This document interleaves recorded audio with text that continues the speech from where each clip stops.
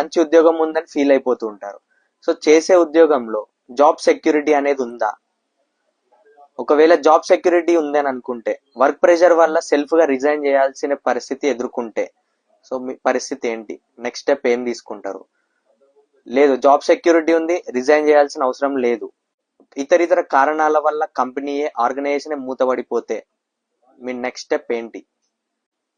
లేదు, ఇవన్నీ బాగానే ఉన్నాయి, మీ రిటైర్మెంట్ ఏజ్ వరకు వర్క్ చేస్తున్నారు, సో రిటైర్మెంట్ తర్వాత మీ ఇన్కమ్ సోర్స్ ఏంటి?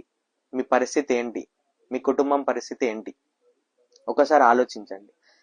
మీ ఉద్యోగం చేసే టైంలో మీకు ఏదైనా జరిగితే మీ కుటుంబం పరిస్థితి ఏంటి?